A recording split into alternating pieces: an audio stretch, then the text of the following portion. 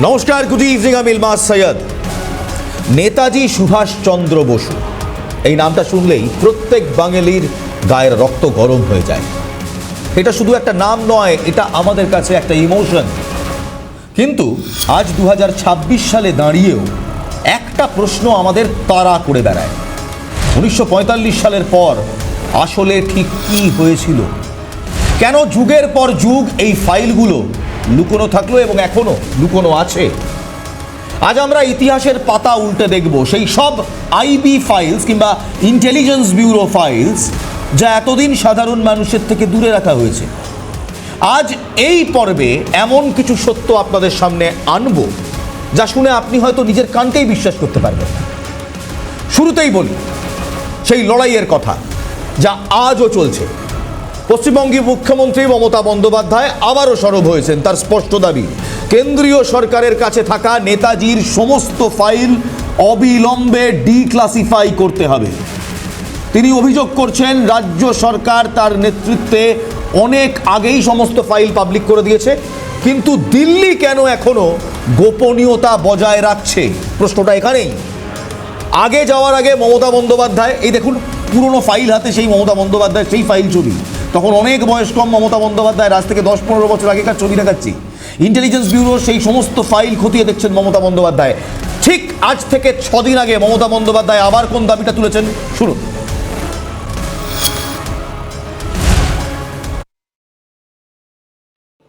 জাতীয় ছুটির দিবস হিসেবে ঘোষণা হয়নি এবং এখনো পর্যন্ত আমরা জানতে পারলাম না যিনি বেরিয়ে গেলেন দেশ থেকে, ফিরে এলেন না, তার জন্মদিনটা আমরা বলতে পারি, মৃত্যুদিনটা আমরা বলতে পারি না। তিনি আমাদের কাছে চিরস্মরণীয় হয়ে থাকুন, চিরবরণীয় হয়ে থাকুন, চিরজনীন হয়ে থাকুন, সার্বজনীন হয়ে থাকুন, বিশ্বজনীন হয়ে থাকুন এবং যুগে যুগে তার কথা, তার উপলব্ধি দিয়ে আমরা যেন নিজেদের পথ চলতে সাহায্য করতে পারি। প্রশ্নটা হলো, কি এমন আছে ওই সেন্ট্রাল আর্কাইভে, ওই কেন্দ্রীয় ফাইলে এমন কি আছে যা আজও ভারতের মানুষের কাছে পৌঁছে দেওয়া হচ্ছে না? এমন কোন তথ্য লুকিয়ে আছে? আজ আমরা শুধু রাজনীতি নয়, বরং গোয়েন্দা দপ্তরের সেই সব নথির গভীরে ঢুকব যা ভারত ছাড়ার আগে ব্রিটিশরা পুড়িয়ে ফেলার চেষ্টা করেছিল।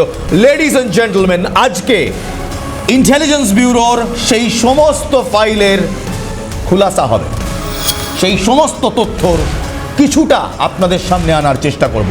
এটা আমাদের ইনভেস্টিগেশন এবং আমাদের ওপেন সোর্স ইনভেস্টিগেশন রিপোর্টের অক্লান্ত পরিশ্রমের একটা ফল। শুরু করি তাহলে।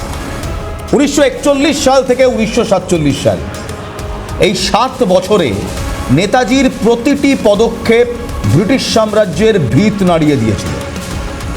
আমি আপনাদের বলবো সেই মারাত্মক সাইকোলজিক্যাল শকের কথা যা ব্রিটিশ ইন্ডিয়ান আর্মির ভেতর একেবারে নাড়িয়ে দিয়েছিল। ব্রিটিশ আর্মির মধ্যে ভারতীয়রা ছিল, তাদের ভিত নাড়িয়ে দিয়েছিল কি? নেতাজির 129তম জন্মবার্ষিকী উপলক্ষে মমতা বন্দ্যোপাধ্যায় একটি আবেগঘন পোস্ট করেছিলেন। সেই পোস্ট দেখাবার দরকার নেই, একবারও দেখিয়ে দিয়েছি। তিনি বলছেন, দশকের পর দশক কেটে গেলেও 1945 সালের পর নেতাজির ঠিক কি হয়েছিল তা আজও রহস্যাবৃত, যা অত্যন্ত দুঃখজনক।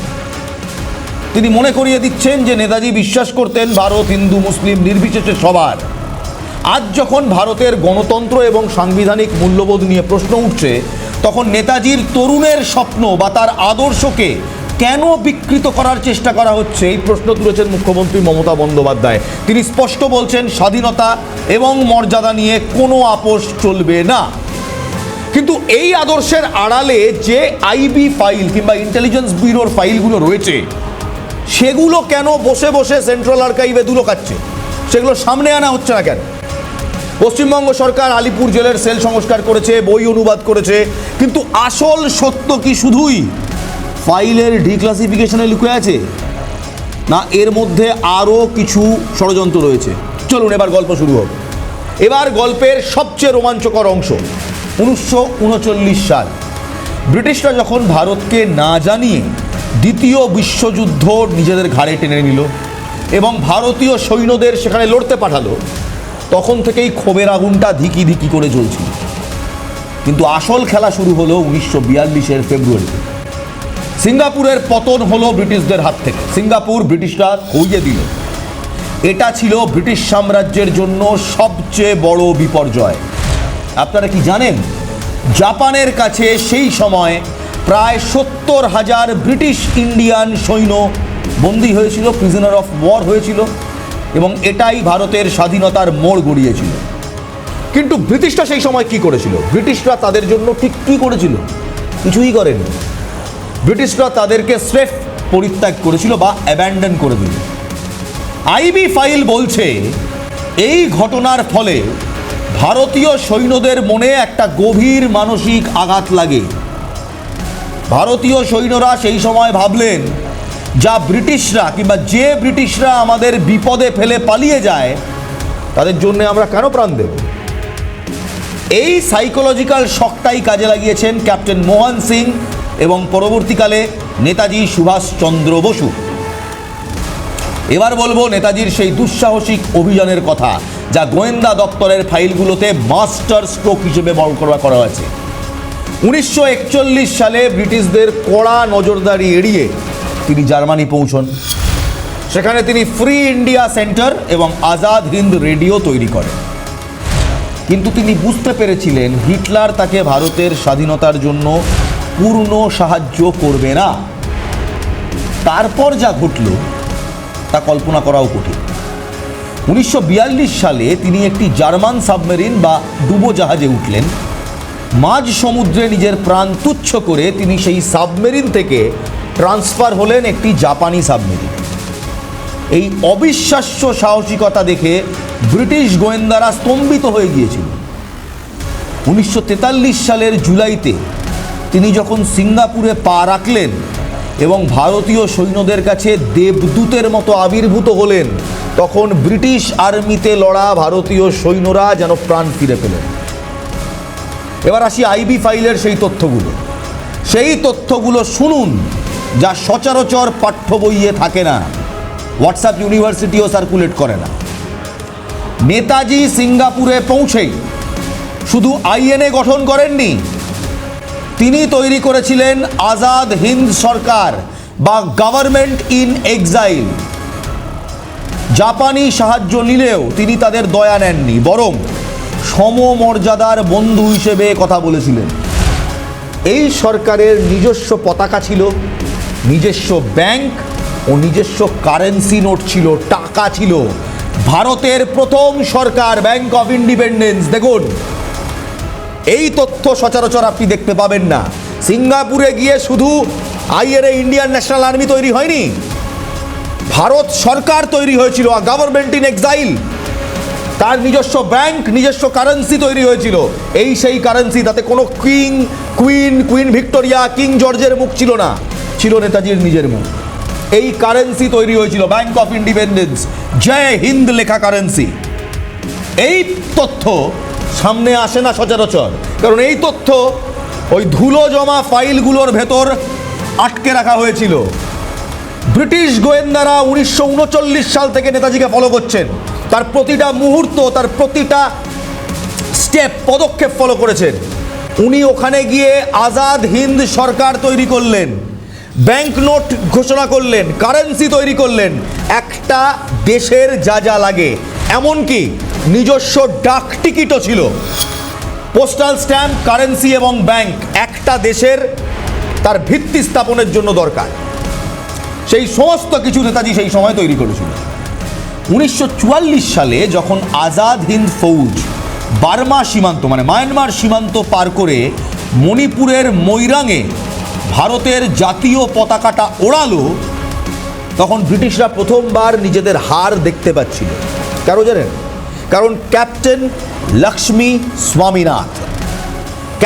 লক্ষ্মী স্বামীনাথনের নেতৃত্বে তৈরি হওয়া রানী অফ ঝাঁসি রেজিমেন্ট দেখিয়ে দিয়েছিল যে ভারতের নারীরাও স্বাধীনতার জন্য প্রাণ দিতে প্রস্তুত।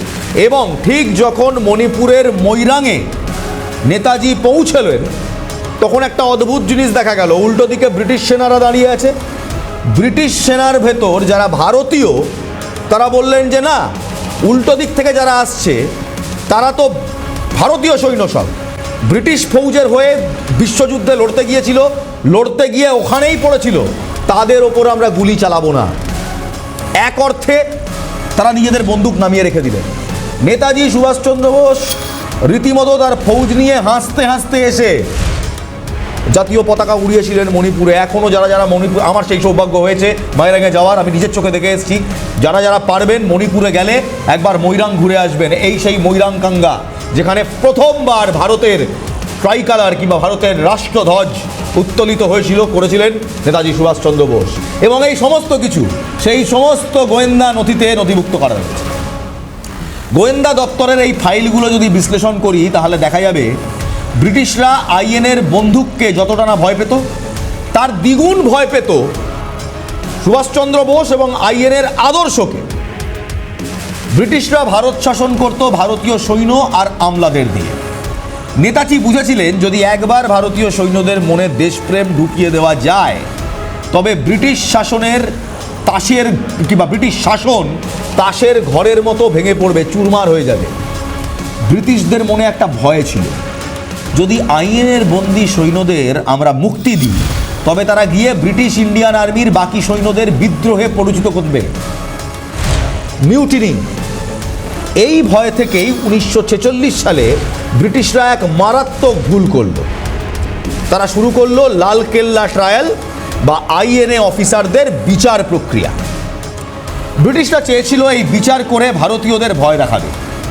তারা এক হিন্দু, এক মুসলিম এবং এক শিখ অফিসারকে, পিকে সেহগল, জে.এস. ঢিল্লো এবং শাহনওয়াজ খানকে কাঠগড়ায় দাঁড় করালো। তারা ভেবেছিল কংগ্রেস এই বিশ্বাসঘাতকদের, এদেরকে আইএনএকে বিশ্বাসঘাতক বলা হতো, তাদের পাশে দাঁড়াবে না। কিন্তু ঘটনা ঘটল সম্পূর্ণ উল্টো।